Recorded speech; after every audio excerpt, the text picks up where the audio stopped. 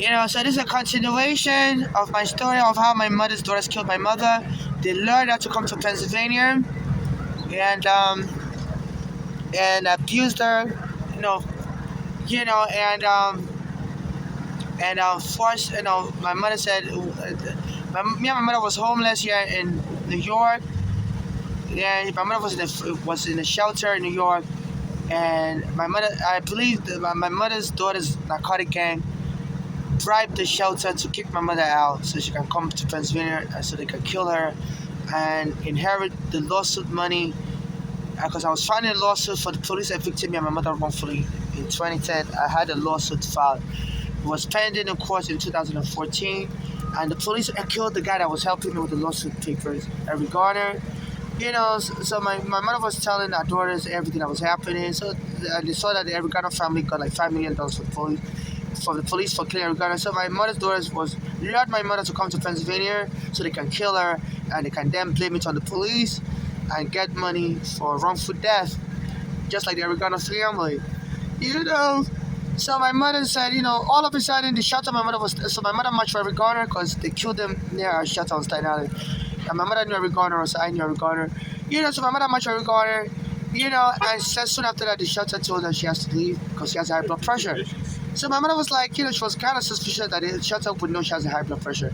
Only a family member would tell her that. But my mother didn't know who told the shelter.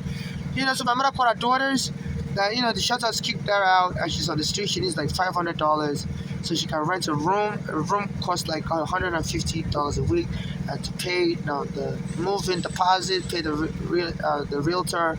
And so our daughter said she has to come to Pennsylvania because my mother won a lawsuit money in the 80s for lead poisoning, and the money was almost $400,000. So my mother went to Nigeria. The daughters took the money out of my mother's account. So my mother always begged the daughters for money when she came back to America. So my mother knew the daughters had money, but the daughters told her if she wants $500, she has to come to live with them for a while in Pennsylvania to get $500. So my mother, so that Flora had children. So my mother went to Pennsylvania, so that she can get the $500 for that Flora. And my mother said as soon as she got to Pennsylvania, the children will be eating food she buys with a New York food stamp. In Pennsylvania and stuff. My mother was like, she can't afford to be feeding two young kids with a food stamp. And the daughter wouldn't give her the $500, even though the daughter had taken like $400,000 from my mother's lawsuit money, lead poisoning. My mother was trying to get our daughters arrested. She was like, they forged a signature. But it's like nobody in New York would take my mother serious. The attorney general and stuff, they said they don't because my mother has a Nigerian accent. Because my mother was trying to get that $400,000 from them, but nobody in New York took my mother serious because she had a Nigerian accent. So my mother went to stay with that daughter Flora, and she was waiting for that Flora to give her $500. But instead, Flora's husband was a Black American soldier and tried to sucker punch my mother all of a sudden for no reason. And one day, he used a dirty plunger from the bathroom to hit my mother's face, and he was just trying to get my mother to have a heart attack, because I put in my lawsuit papers that my mother, has a heart problem, and if you provoke her, she will suffer a heart attack. So my mother said the lawsuit papers that I filed for me and my mother, those were reading it in Pennsylvania, so that's why they lured her to Pennsylvania to provoke her to die, so they can then claim the police evicting her got her so stressed that she finally died, so they can get money for wrongful death. So when this hyena tried to sucker punch my mother, U.S. soldier was huge. My mother was staying, and so the police was called, and the police kicked my mother out, saying they believe she's the troublemaker. Because my mother has a Nigerian accent, and both my mother's daughter Flora and the Black American husband of Flora and they have American accents. So I believe the police in Pennsylvania were just discriminating against my mother. They didn't arrest her and they kicked my mother out. So my mother called her older daughter Balani, who lives in Pennsylvania, to come get her. So my mother moved to Balani's house, and my mother was like that. Balani was telling my mother my mother can't stay there. Also that she has to go back to New York. That that Balani says she doesn't want to stay with anybody. That she likes being alone. She doesn't like any noise. So my mother, that Balani has the whole house to herself. She bought the whole house. So she was doing drugs, and she's very noise sensitive. So anytime my mother's talking on the phone, she tell my mother to shut up. Like she doesn't want my mother talking. You know, so even my mother took her to Nigeria in the 1980s, and she was like, she would beat my mother off that she doesn't like the way they speak English in Nigeria, that she wants to come back to America. So my mother arranged with a white family to bring her to America, and they put her in the most widest part of her Pennsylvania. She often that she would like it because they speak American English there. But when she got to Pennsylvania, she beat up the white family also with her sister, because she wanted to be eating in the bedroom, you know, and the wife family said, no, in America, we can't let you eat in the bedroom because of roaches and stuff. You have to eat in the dining room.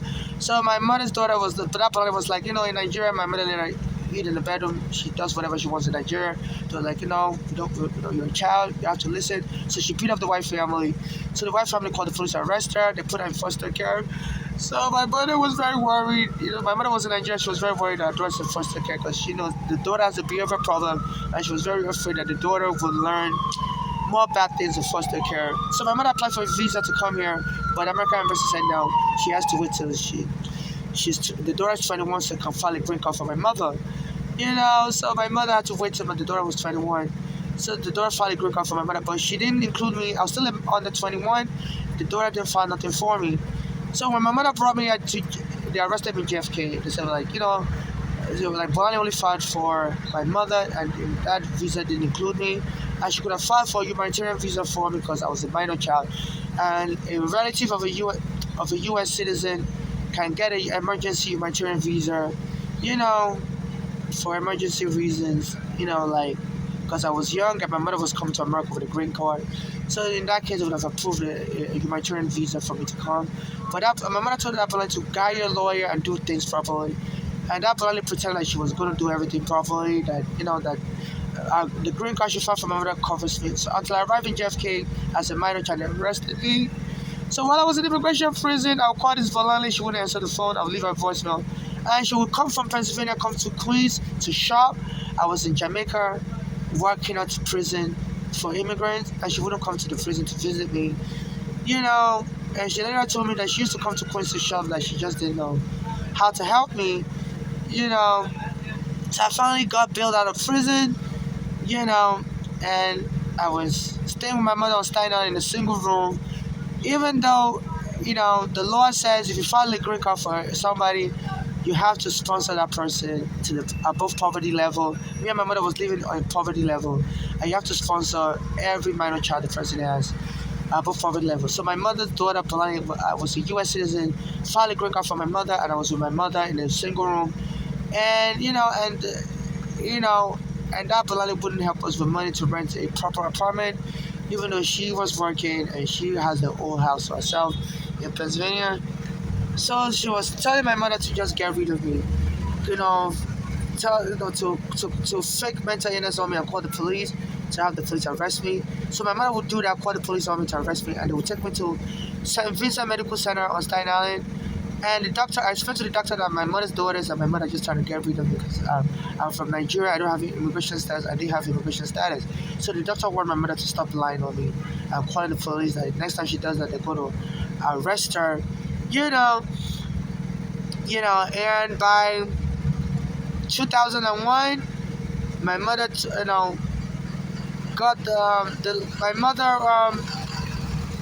told the landlord to kick me out of the house and move her to another house because she was just tired of taking care of me and my immigration case. So the landlord came and said, you and your mother can't be here. I'm moving your mother to another place and you got to be on the street. So I was crying. I was like, I don't want to be on the street. I have an immigration case. So my mother started crying also. So she told the landlord that, she changed her mind, that she doesn't want to kick me out anymore. And the landlord shall allow both me and her to return back to our room. So the landlord said, no, a deal is a deal. You came to me and told me that you want to get rid of your son. I was still a boy then. And I should move you to a new place. I'm moving you to a new place. And if you don't go, but your son can't come with you there. So my mother said, and if you, otherwise you and your son are going to be homeless because I'm not going to let you back into your room. So the landlord kicked my mother out. So my mother then went and rented a hotel. It was so expensive, like $50 a day. So I was telling her, look, this is so expensive, $50 a day in 2001. And she was a home that day. I was like, why can't we rent another room? She was like, she was like, she doesn't want to rent another room because the new landlord may also kick us out. She was like, we just stay in this hotel permanently. I'm like, it's so damn expensive. So my mother, intentionally want to make it easy to dump me in the hotel and move on with her life and leave me on the street. So one day she told me to come to Manhattan with her. We were staying in the hotel in Staten Island. So I went to Manhattan with her. Then I saw her buying a bus ticket to Pennsylvania. So I was like, are you trying to dump me in Pennsylvania? Because I don't want to go to Pennsylvania with you. She was like, no, I'm not going to dump you in Pennsylvania. I just need you to come with me. I'm going to Pennsylvania real quick. We'll come back the same day. So she tricked me. She kidnapped me under false promises, assurances. So she got me to come with her to Pennsylvania. I was new in America with her, so I didn't really know my way around. So I got on the bus to go with her to Pennsylvania. And when we got to Pennsylvania, and we went to Flora's house. She was living alone then. She wasn't married in 2001. And then I noticed as soon as we got into the house, Flora and my mother came outside and got into a car. As I got into the car also, so Flora said, you got to get out. No. So as I was about to get out of the car, she drove away and I fell down and she hit me. So I was on the floor crying. And then the Bolani was there also. She called the police. She was like, I had a weapon. I was attacking them with a weapon and knives. So the police came. And that's how the police to tell me that the police in America is not like Nigeria. They can kill somebody, especially if somebody lies on the person. So she told me to be very careful because at that time Diallo has just been killed. So and she would always tell me things like that. And she did the same thing to me, trying to kill me like Diallo was killed because the police in New York killed Diallo, said he was from West Africa and they thought he had a weapon. I didn't have a weapon. So she called the police on me in 2001, and I was telling the police, look, and my mother and her daughters have immigration papers. I don't have immigration papers. And they're just trying to get rid of me by lying on me so I could be arrested and deported. So the police didn't believe me. I had a Nigerian accent. And my mother's daughter had an American accent. So I guess they went with her and decided to arrest me and lock me up in Mercy Hospital. So when we got to Mercy Hospital, I spoke English with them. I said I'm from Nigeria. I was kidnapped by my mother. I said they're just trying to get rid of me by locking me up. I said I have an immigration court case coming up in a few days. And the hospital didn't believe me either. So I called my lawyer in New York. And my lawyer, Ralph DiPetro, spoke with them that I do have an immigration case. So Ralph DiPetro was an American, so they believed them. And it was like, the hospital told me, we're so sorry. We didn't know your sister was lying to us, Valali. So they released me from the hospital to come back to New York. And when I came back to New York, I went to my case and I started talking to Dada Valali. And 14 years later, when they saw that I was suing the NYPD for taking my mother's home on Staten Island, and I said that my mother almost had a heart attack when the police kicked us out. So my mother was staying in the shelter, and the police found a killer Garner near the shelter. So after my mother marched for Garner, so the shelter then kicked my mother out, said she has high blood pressure, she can't stay in the shelter anymore. So my mother called her daughters, because my mother was shocked, like, how would the shelter know she has a high blood pressure?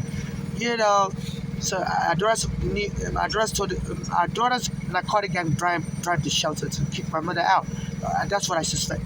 So our daughters told her she has to come to Pennsylvania to get the $500. So my mother told her that she needs $500 to rent a room so she can stay there alone by herself and without me and go back to work as a whole day. So our daughters told her to come to Pennsylvania and get $500. So they tricked her to come to Pennsylvania. When she got to Pennsylvania, our daughters were trying to kill her. The Flora would put her in the backseat of the car and go and hit somebody's house to provoke her to have a heart attack, because they were reading my court papers that anything that scares my mother will cause her to have a heart attack. So as soon as they found out my mother has a heart attack, she said, the Flora will put her in the backseat of the car and go and hit somebody's house. The ambulance will have to come and, rescue them from the accident. And my mother said, that Flora did it on purpose. Because that Flora knows how to drive. And drove into somebody's house, got off the road, up the sidewalk, and boom, hit somebody's house.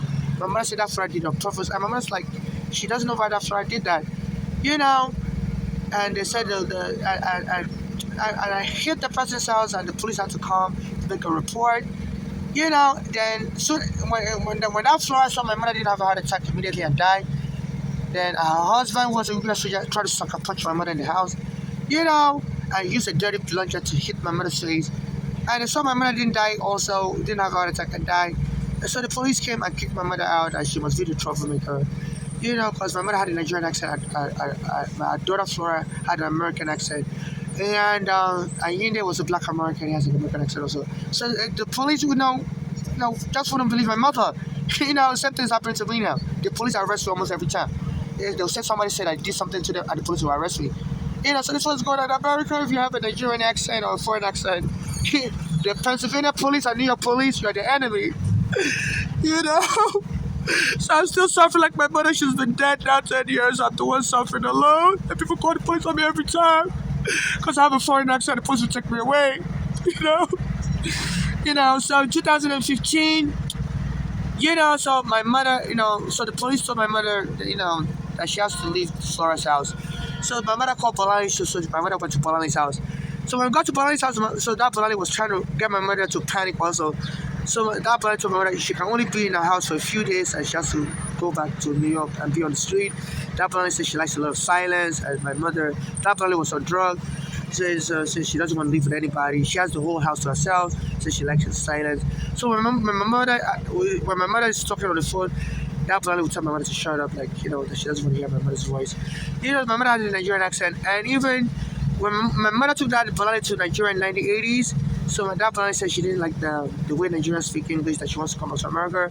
So we should beat my mother up, and my mother arranged for a white family to bring her back to America, and she put her in the whitest part of Pennsylvania where they speak American English and everything. And my mother thought she'd be happy, and I guess she was really happy. And my mother was really shocked that this Volale, she was still like 14 years old, that she would abandon my mother in Nigeria because she said she didn't really like the way Nigerians speak English. And she was really happy. She would send pictures happy, but the white family said she was out of control. She wanted to be eating in the bedroom, and the white family said, no, you can't eat in the bedroom, you have to eat in the dining room because of roaches. And she beat up the white family because of that. They called the police to arrest her and put her in foster care.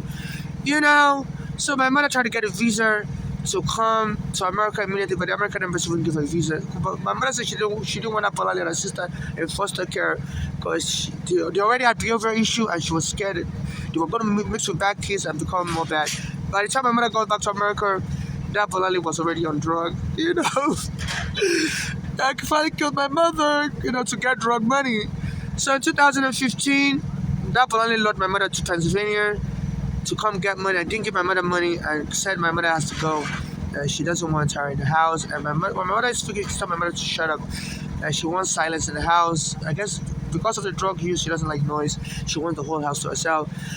So my mother said she knew that daughter was on drugs. Polani was on drugs. So my mother said she had to put a knife underneath her pillow and sleep like that every night. Because she said that Polani is very violent. She knows how to fight real good. She beat up the white family. When she was in school in the Bronx in the 80s, she beat up a lot of people in the Bronx school she was in. Beat up men, beat up boys, beat up girls. So she was a good fighter. So my mother was like, that's why she always has a knife waiting in the case of Volale, because she always uses drugs and she always gets very angry when she's on drugs. She'll get very angry, very agitated, very paranoid. Beat up her sister, also go to her sister's job and she'll go and fight her sister. I said, my mother said at one point they diagnosed her with bipolar. She was in a psychiatric ward, but then my mother found she was really on drugs, not really bipolar. I guess she was trying to get disability, but they denied her. So I don't know if she lied to the hospital that she was bipolar. But I read online that they denied that disability, so it didn't really work out well for her. So she was looking for money. I read about the court case that she applied for disability that she was denied online. Around that 2015.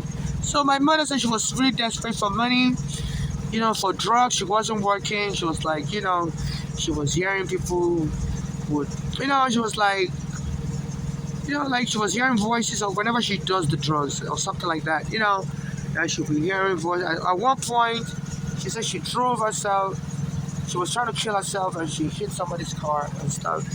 And she was, because she couldn't get anybody to marry her. So I guess that got her to use drugs and stuff, if she was already on drugs, I guess she got her to abuse drugs some more. And, so she wasn't working and she was desperate for money. So she lured my mother so she could kill my brother and get the the government cheese, because she had applied for disability, claimed she was bipolar, but she was really on drugs. So the Social Security said no, they denied her. She appealed it. I don't know how the appeal went. I was reading about it online around that time. So my mother was like a government cheese. So she let my mother bribe the shelter to kick my mother out from Staten Island shelter. So told my mother she has to go, she has high blood pressure. We can't let her, people with high blood pressure stay in the shelter in New York. And my mother thought that was weird. How did the shelter even know she has high blood pressure? You know, so my mother went to Pennsylvania and that blindly my mother started putting like character freeze poison or synthetic marijuana in my mother's food. Then my mother started having heart attack symptoms and bloody diarrhea. So my mother fled Pennsylvania, got on the Greyhound bus to come to New York on May 13, 2015. Said while she was on the Greyhound bus, my mother said she was about to have a heart attack on the bus. So she told the bus driver to pull over. So to call the ambulance, so the bus driver pulled over a Greyhound bus. But so my mother started eating aspirin because she's a nursing assistant. So she knows eating aspirin would relieve heart attack symptoms. So my mother said that the aspirin relieved the heart attack symptoms. So she told the bus driver to not wait for the ambulance anymore, to keep driving to New York because she doesn't want to be taken to a Pittsburgh hospital. And then my Adora's narcotic gang could bribe the doctor and kill her in the hospital, overdose her with some medication. So my mother told the bus driver to keep driving to New York. So my mother thought she was safer in New York because Adora is based in Pennsylvania for a long time, so she doesn't really know anybody in New York. So my mother thought. So my mother was checked into Bellevue Hospital from the Greyhound bus station. They finally took her to Bellevue Hospital. And so my mother was in Bellevue Hospital in Manhattan for a couple of days. All of a sudden, Bolali and Flora shows up.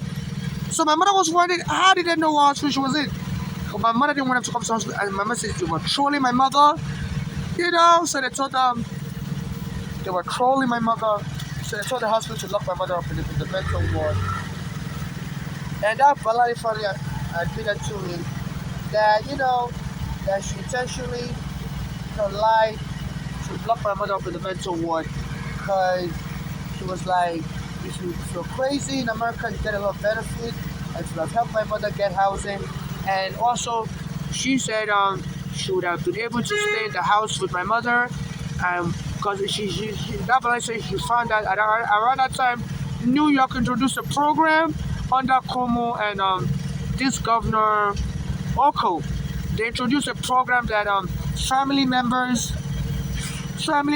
can take care of their loved one if the loved one is sick and work as the home attendant and get paid 24 hours. So that Bolali admitted to me on the phone. My phone it's been tapped by FBI ever since I had an immigration case, and the FBI has been listening to everything I've been saying to my mother for 25 years. How my mother was telling me that Bolali was trying to kill her, and the FBI never saved my mother's life. So this immigration enforcement is just to mess up immigrant lives. As soon as they arrested me at JFK Airport in 2000, they did my fingerprint sent it to FBI. As soon as I got released from immigration prison on bail, the FBI has been monitoring my phone for 25 years. And they were listening to my mother say, Adora's about to kill her, Adora's about to kill her. Even in the hospital. And the FBI never went to the hospital to save my mother. So my mother was telling me on the phone that Adora's has been coming to the hospital from Pennsylvania, and they were provoking my mother. I told the hospital to lock my mother up in the psych ward just to get my mother to die early. So my mother, that Bolali finally admitted to me, and the FBI was tapping my phone when she was talking to me on the phone. She said she intentionally, lied and told the doctor that my mother was crazy because, she said crazy people always get priority for housing, and that would also help this Bolali also because she said she needed the money because she wasn't working at that time, and she heard that she was a home attendant taking care of a family member in New York. New York had just introduced a program by Governor Oku. She was the assistant governor, and Andrew Cuomo that says, family members can take care of their loved one in New York City, and get paid, so they don't need to hire an outside home attendant. So it was just a lot of money. So, and that Bolali friend, my mother was crazy. And they said, as they were taking my mother to the psych ward, my mother was so angry, she died. And that Bolali said, that when she went into the hospital, she was at the hospital As soon as they declared my mother dead, she said she went and saw my mother that my mother wasn't really dead. Her eyes were still moving. So that Bolale said when she saw my mother's eyes moving, she ran away and just left her there. And they said the doctor then put a white sheet over my mother's head and whisked her away. So that Bolale knew that my mother wasn't dead. But I guess the lure of inheriting money, you know, allowed her